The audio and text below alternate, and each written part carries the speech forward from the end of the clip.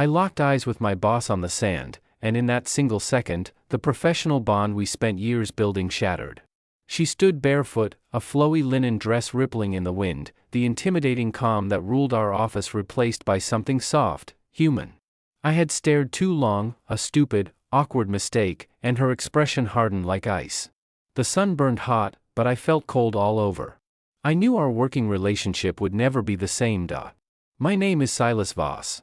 I work in a design studio, where Liora Hale is the director. She runs the team with a quiet authority, the kind that makes people want to work harder, not out of fear, but out of respect. She has a way of turning chaos into order, of seeing potential in ideas no one else notices.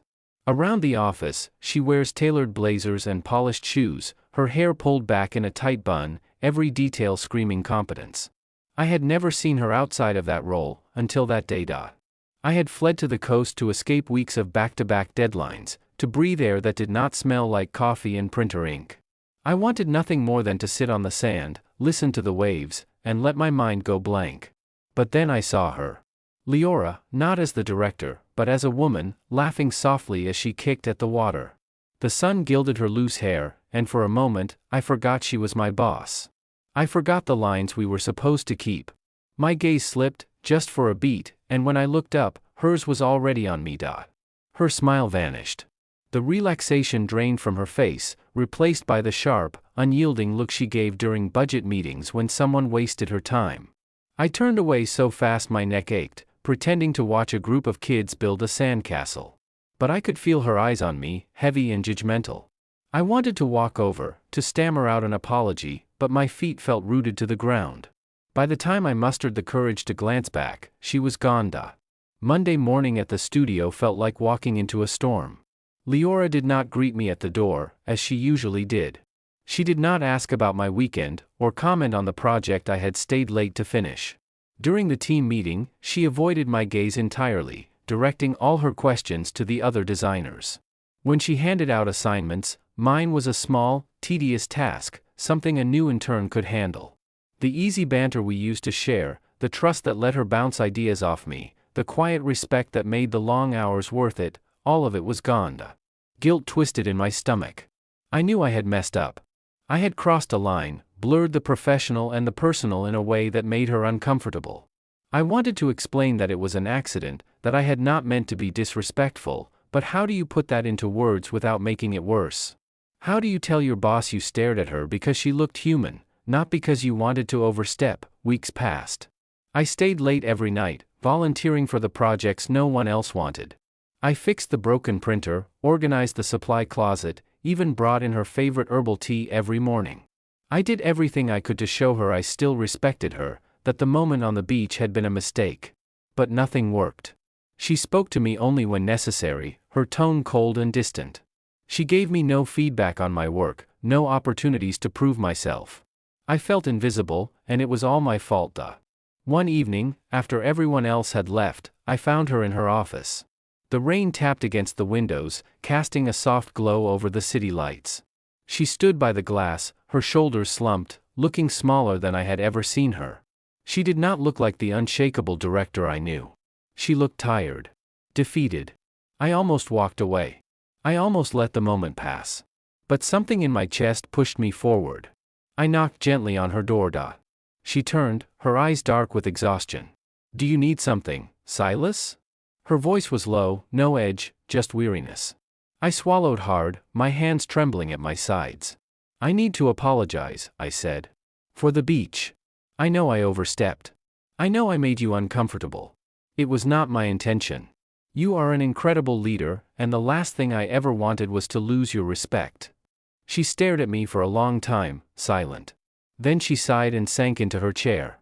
"You embarrassed me," she said. "Not because of the look. Because I thought you were different. In this industry, people look at me as a woman first, a leader second. They see my style, my smile, everything except the work I put in. I thought you saw that work. I thought you respected me for it." Her words hit me like a punch. I felt sick. "I do respect you," I said, my voice breaking. "More than any leader I have ever had. You taught me how to be better at my job, how to stand up for my ideas, how to work with purpose. That is why this hurts so much. I never wanted to make you feel like just another woman being stared at. I wanted to see you, the person who stays late to help the team, who remembers everyone's coffee order, who makes this studio feel like more than an office. She studied me, her eyes searching for any sign of a lie. I held her gaze, letting her see the truth in my words. Slowly, something softened in her expression. Maybe I overreacted, she admitted. I have been burned before. People pretend to respect me, then turn around and look at me like I am just a pretty face. I thought you were different.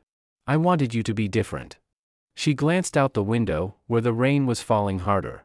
You remind me why I do this. Why I fight to be taken seriously. To show people that women can lead with strength and kindness, without being reduced to their appearance. You do that, I said quietly. Every day. You inspire this team. You inspire me. A small, fragile smile tugged at her lips. Thank you, she said. I think we both learned something here. After that night, things changed. Not overnight. Not with a grand gesture. But slowly, like the tide receding after a storm. Liora started asking for my opinion again. She gave me more responsibility, trusting me with projects she used to handle alone. She laughed in meetings, joked with the team, and once again, the studio felt like a place where people worked together, not just beside each other. A month later, she called a team meeting and announced a company retreat. We are going to the coast, she said, her eyes meeting mine. I think some fresh air will do us good. The room erupted in cheers, but she and I shared a quiet smile. We both knew what that retreat meant.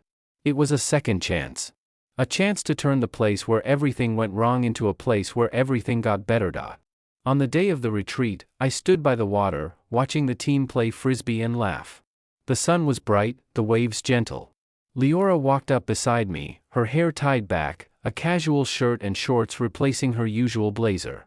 You know, she said softly, life has a funny way of teaching us lessons.